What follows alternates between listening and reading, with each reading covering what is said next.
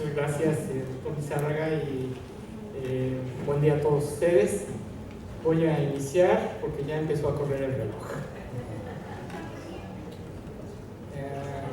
¿No funciona esto? ¿Pasa a la siguiente?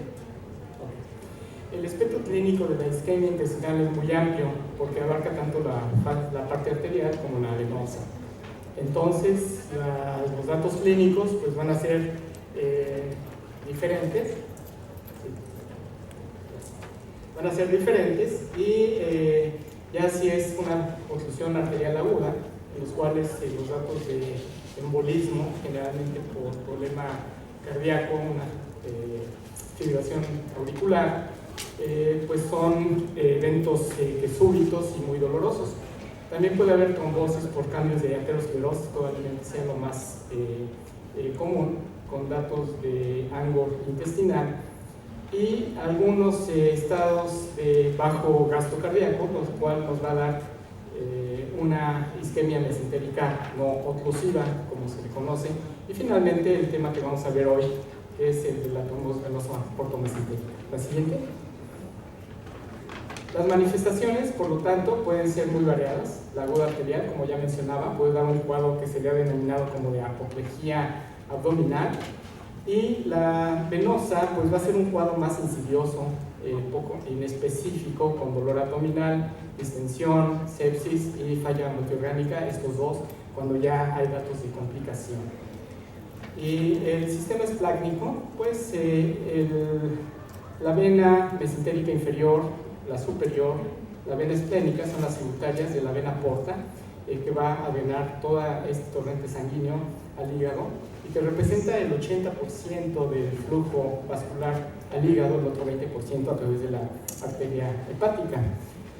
La trombosis venosa portomesentérica es una patología que no es muy frecuente, sin embargo, debido a que el cuadro clínico no es muy específico, puede haber un retardo en el diagnóstico, y esto puede llevar a que estos pacientes pues, se presenten ya en cuadros avanzados o complicados.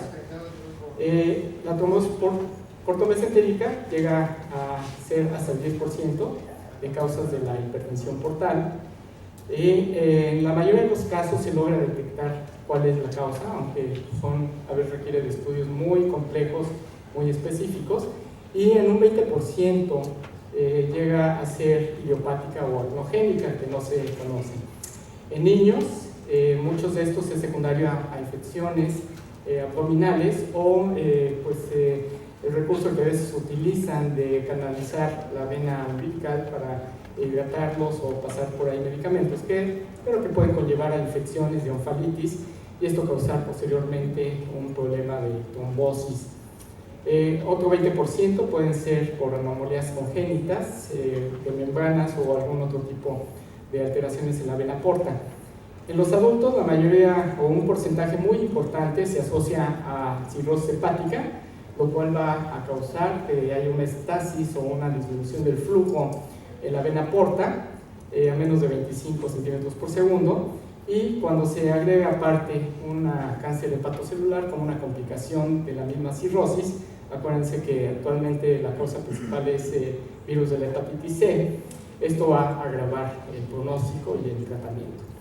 Otras causas son las alteraciones de la coagulación, datos de hipercoagulabilidad, infección como ya dijimos, lo cual toda esta inflamación se va a drenar a través de la vena porta, un proceso que se le llama pileflebitis o flebitis séptica de la vena porta.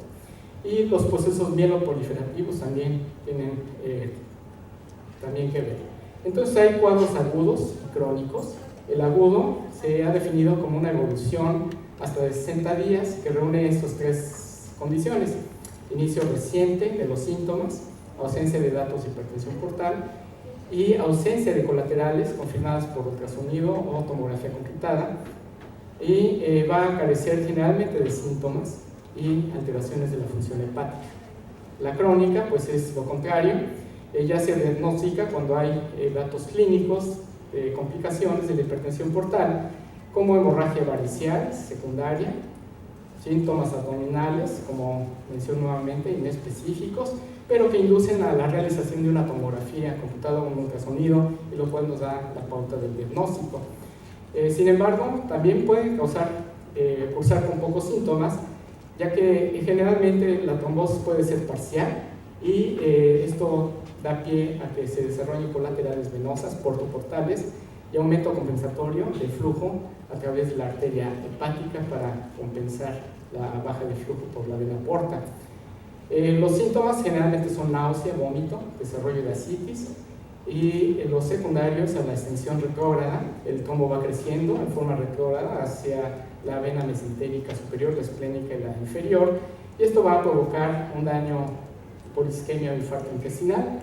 El dolor, cuando ya es un cuadro avanzado, es muy intenso y desproporcionado a los hallazgos que puede haber a la palpación. Si existen datos de infiltración peritoneal, pues hay que investigar que esto ya se haya complicado con necrosis y perforación intestinal, y lo cual pues va a agravar el pronóstico y requerir muchas veces cirugías de emergencia que van a ser de tipo resectivo intestinal.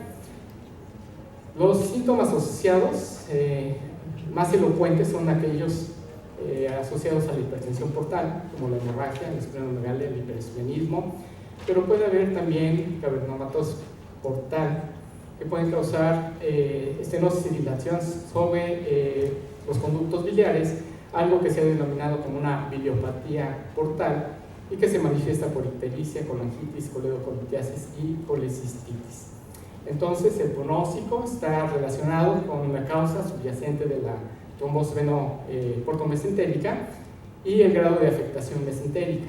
Y obviamente va a ser mejor el pronóstico en ausencia de malignidad, sepsis o trombosis de la vena mesentérica. El diagnóstico por imagen es fundamental para hacer un diagnóstico definitivo, pero también para planear el tratamiento médico, quirúrgico o por radiología intervencionista. Estos métodos de imagen nos van a permitir evaluar la anatomía vascular, el tamaño y extensión del trombo, así como los datos de isquemia intestinal, la presencia de colaterales, portoportales o portosistémicas.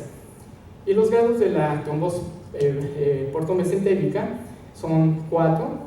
El grado 1 cuando se limita a la vena porta, grado 2 cuando se extiende a la vena mesentérica superior, grado 3 cuando ya es una extensión difusa del sistema venoso esplácnico, pero hay colaterales, y el grado 4 similar a este, pero sin la presencia de colaterales. Entonces, los grados 3 y 4 obviamente pues son los que conllevan mayor riesgo de un infarto intestinal y por lo tanto aumento de la mortalidad. La radiografía simple, estos son los datos clínicos, puede ser un abdomen silencioso sin gas, ¿verdad? Esto es todo lo contrario, hay distensión de asas, pero si se fijan bien hay aumento del espacio interasa y hay un signo de Riedler que es la presencia de gas en la pared, que es la neumatosis intestinal y que se presenta hasta en un 28% de los casos. Clínicamente pueden pensar que es un proceso obstructivo, por lo cual hay que estar muy pendientes de los hallazgos radiológicos, y cuando ya existe gas a nivel de la vena mesentérica o la porta, generalmente es que ya hay un daño grave del intestino con paso de aire hacia este torrente. Aquí vemos un acercamiento, la neumatosis intestinal, la gran dilatación. El ultrasonido es un método pues, que existe en todos sitios, es accesible, es efectivo, económico y seguro, no es invasivo, y sirve tanto para la detección como en este caso, que vemos la vena porta dilatada, ecogénica, y si metemos el Doppler color, pues va a haber ausencia de color y del espectro, ¿verdad?, del Doppler color, lo cual nos confirma la presencia de un trombo a este nivel. La tomografía computada, sin embargo, creo que es el método más adecuado para hacer el diagnóstico debido a su accesibilidad, la rapidez, todo lo que mencionamos ya el día de ayer, y la cual pues va a reconfirmar los datos de dilatación intestinal, la neumatosis. Con el medio de contraste podemos ver este hallazgo que es con el cual ya hacemos el diagnóstico definitivo. Puede haber edema con engrosamiento de la pared y nuevamente el gas en la vena porta. Aquí vemos el engrosamiento del asa del intestino con acartamiento de líquido y la presencia de la neumatosis o el gas dentro del lugar. En este otro caso ya inyectamos el medio de contraste, como vemos aquí, en la aorta, se ve con el realce, y empezamos a ver los defectos de llenado dentro de la vena mesentérica superior, que es esta, y con un flujo periférico parcial. Y las reconstrucciones, pues vean toda esta imagen hipodensa en el trayecto de la vena porta principal, la vena mesentérica superior, como vemos aquí.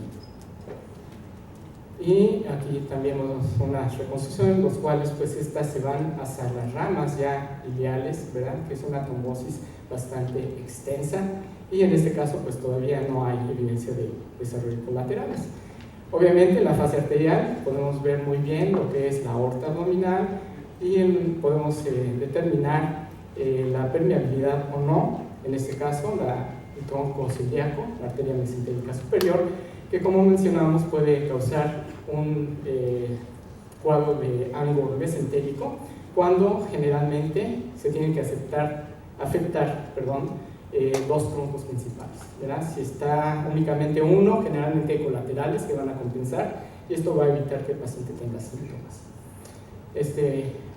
Nuevamente los cortes axiales, trombo, la vena mesentérica que se extiende a la vena esplénica, ¿verdad?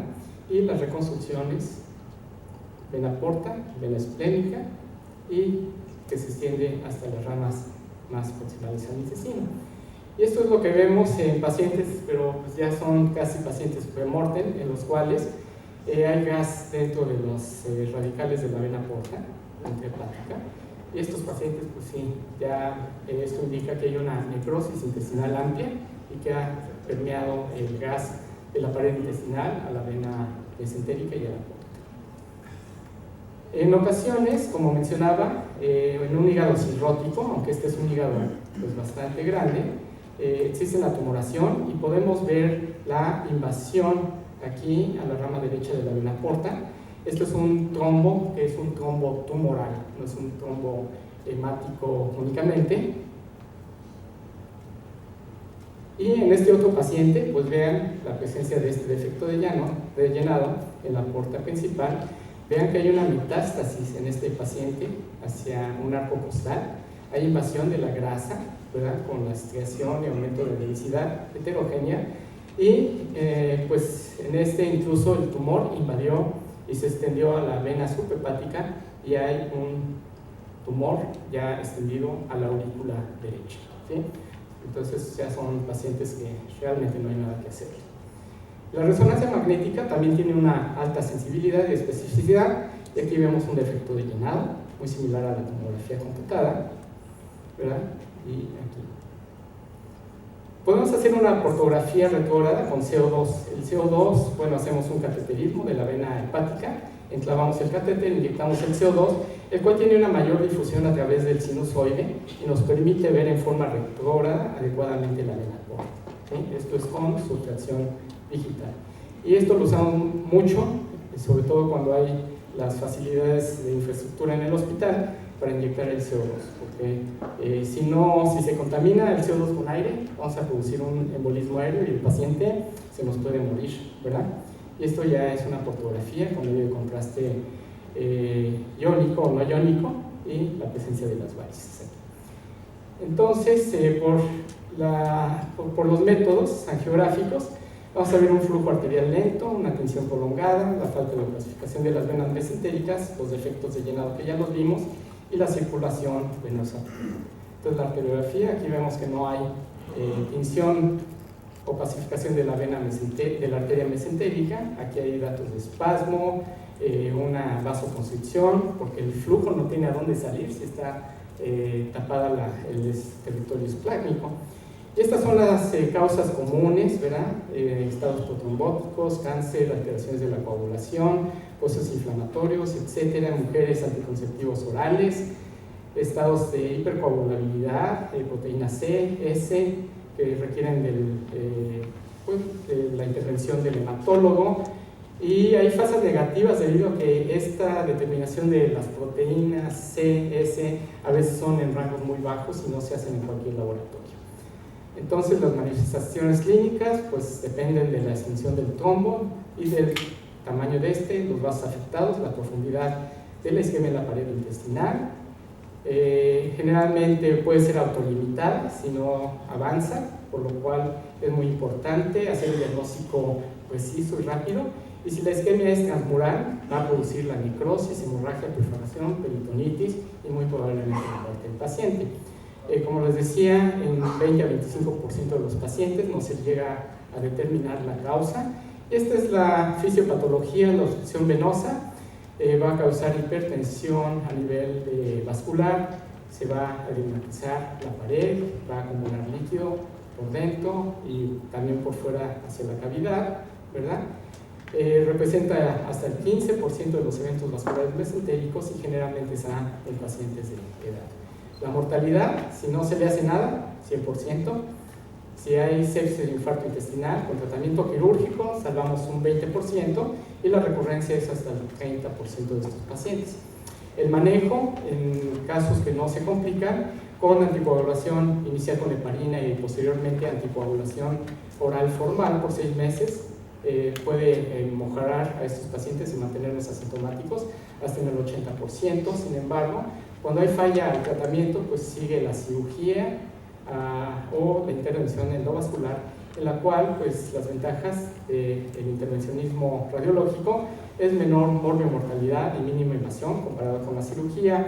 Las vías de abordaje pueden ser transhepática a través de un TIPS o transarterial, esto último con la aplicación de trombolíticos por vía vascular. Y hay aparatos de trombectomía, lo cual van a macerar o van a fragmentar el coágulo, como en este caso tiene este gancho, y hay una inyección de medio de contraste del trombolítico y solución salina, la cual al entrar el coágulo aquí lo van a empujar hacia el otro canal y se va a ir extrayendo. Hay diferentes marcas, este es otro, pero en todos el coágulo se mete aquí y hay un flujo que está haciendo que se salga el trombo. Este es otro que es como una broca, ¿verdad? Vean cómo está metiéndose el coágulo y lo están extrayendo. Y los trombolíticos, pues que ya mencionamos algo anteriormente, el que utilizamos en la actualidad es el RTPA. Y hacer la fragmentación y la fibrinolisis va a producir una reducción más rápida del tamaño del émbolo y un mejor resultado, porque aumentamos la superficie de contacto.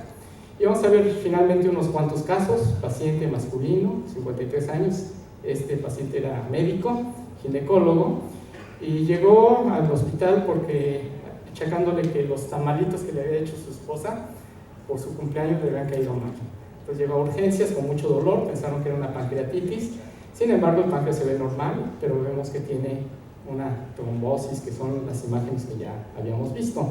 Hicimos una punción percutánea dirigida hacia la vena porta. Vean que el flujo es muy pequeño, por eso se ve adelgazada, y además por los grandes defectos de llenado que son los trombos. Metimos un introductor vascular anillado, grueso, y a través de él metemos alguna canastilla como la que utilizamos para sacar cálculos del colédoco y empezamos a girarla, ¿verdad?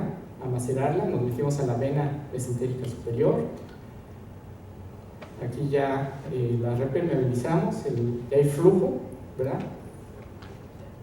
Nos metimos a la vena renal, a la vena esplénica, a la vena renal no por aquí, a la vena esplénica, perdón, a la vena mesentérica inferior, como se ve aquí, y vean la repermeabilización que obtuvimos. Podemos inyectar trombolíticos.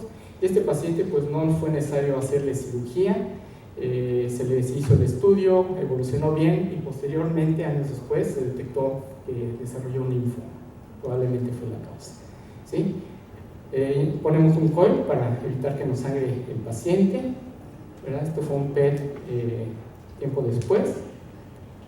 Este es otro paciente muy similar. Hacemos la punción, nos metemos, hacemos la maceración, la fragmentación, la tromboaspiración y la aplicación de trombolíticos, y podemos dejar el introductor por periodos de 24 a 48 horas para estar repitiendo estas maniobras hasta que pues logramos una repermeabilización del flujo a través de la vena porta, la vena mesentérica, y embolizamos el tracto para evitar que nos sangre este paciente. Aquí están los coils, ¿verdad? Y este paciente años después regresó y vemos que ya hay una repermeabilización sin o con pocos datos de isquemia intestinal. Finalmente, esta paciente es una paciente que se le hizo un TIPS, acabo ya en 30 segundos, ¿verdad? Aquí están los grandes trombos, vean lo que sacamos con la tromboaspiración. Esta paciente le hicimos el TIPS, pero antes tuvimos que hacer una paracentesis porque no toleraba el decúbito, la repermeabilización y el TIPS, todos los coágulos que sacamos, ¿sí? Esto fue antes y después, ¿sí? Al día siguiente pues ya estaba sentadito en su cama y posteriormente se hizo un trasplante hepático. Entonces, en conclusión, la trombosis venosa portomesentírica representa una séptima parte de todos los eventos isquémicos mesentéricos. Fue descrito ya hace más de 100 años, pero se le dio una pues ya especificidad desde el punto de vista venoso en 1935. El diagnóstico clínico generalmente es tardío por la inespecificidad de los síntomas clínicos y se diagnostican más bien en forma incidental cuando se hace un ultrasonido, una tomografía, los cuales han sido muy importantes. Entonces, hay una alta mortalidad de no dar un tratamiento oportuno y lo que les mencioné, pues hay datos maniobras intervencionistas con trombolisis, trombectomía, fragmentación, tromboaspiración que evitan cirugías mutilantes y de resección amplias de intestino. Bueno, muy bien, un amanecer y una noche.